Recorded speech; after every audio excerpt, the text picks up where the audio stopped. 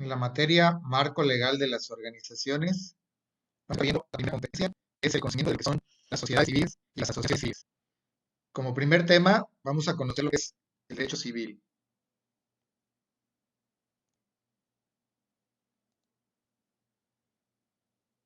Para conocer las sociedades y asociaciones civiles, debemos empezar por reconocer que son formas de organización, la manera en que las personas se juntan, y esta es una de las cosas que tenemos que estudiar en la materia marco legal de las organizaciones. Este tema puede ser estudiado desde la óptica de la administración, que es una ciencia social, y esto nos va a permitir conocer el origen de las sociedades y asociaciones civiles, cómo son creadas. Y entonces, para entenderlas, el derecho nos va a ser de grande utilidad. Primero debemos entender qué es el derecho. Derecho viene de la voz latina directum, que significa lo que es recto, justo, igual, seguido, que no se tuerce a ningún lado. El derecho es una de las ciencias sociales más importantes, porque a partir de ella podemos comprender grandes fenómenos de nuestro entorno. En palabras modernas podemos decir que el derecho es el conjunto de normas que regulan la conducta del hombre en la sociedad.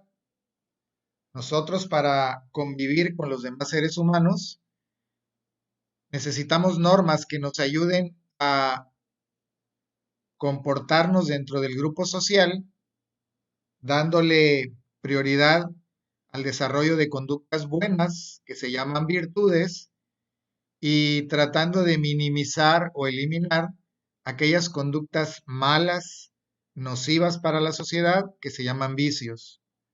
Va a depender de cada grupo social en la forma de comportamiento de sus integrantes.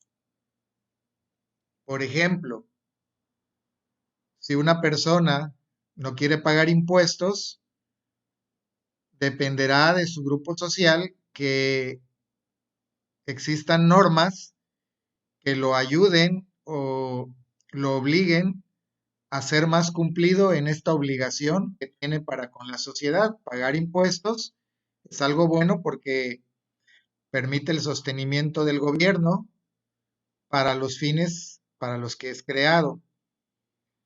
Otro ejemplo sería normas de conducta también, como formarse en una fila, que está establecido el camino para ello, para hacerlo, y de todo el grupo social dependerá que haya normas que obliguen a las personas a ser cumplidas en su comportamiento. A continuación veremos la clasificación más usual del derecho. Cabe señalar que algunos autores hacen diferencias en este tema, por lo que le llamamos la clasificación más usual del derecho positivo, en donde hay tres grandes ramas del derecho: el derecho público, social y privado. Podemos ver que el derecho público es aquella rama del derecho en el que se relaciona las conductas de las personas, pero frente a una figura que es el Estado. Y es decir, que el Estado y el particular son los sujetos de estudio de esta rama del derecho público. En total oposición, el derecho privado sería el derecho que estudia las relaciones entre las personas o entre las personas y otras agrupaciones diferentes al Estado. Podría tratarse de empresas, de organizaciones, en fin. Y por último está el derecho social, que también se encarga de estudiar las relaciones entre las personas, tanto como la figura del Estado como la de los particulares, pero en materias especiales. Así veremos que el derecho público puede ser a su vez clasificado en derecho constitucional, que solo se centra en lo que dice la Constitución, el derecho administrativo, en la actuación del gobierno, derecho fiscal, lo relacionado con los impuestos, derecho penal, lo relacionado con los delitos, derecho procesal, relacionado con cualquier procedimiento administrativo, y derecho internacional, lo que tenga que ver entre diversos países. El derecho social tiene como ramas el derecho agrario, por ejemplo, la tenencia de la tierra, el derecho laboral de los trabajadores, el derecho de la seguridad social, como los beneficios de salud y de vivienda, el derecho educativo, económico y ecológico, por señalar los últimos, y el derecho privado contempla dos grandes ramas que se llaman derecho civil y mercantil, además de una rama de derecho internacional privado. Entonces, el derecho privado, ya dijimos, es el conjunto de disposiciones jurídicas que rigen las relaciones de los particulares entre sí. Y dijimos que sus dos grandes ramas son el derecho civil y el derecho mercantil, además del derecho internacional. Vamos a centrarnos en el derecho civil, que nos dice que es el conjunto de normas jurídicas que rigen las relaciones entre las personas, pero en el campo estrictamente particular. Ejemplo, aquellas cosas que están relacionadas con los derechos de la persona para realizar algunos actos de carácter civil como casarse, divorciarse, adoptar o agruparse con otras personas para un fin totalmente lícito, totalmente legal, serán materia de derecho civil.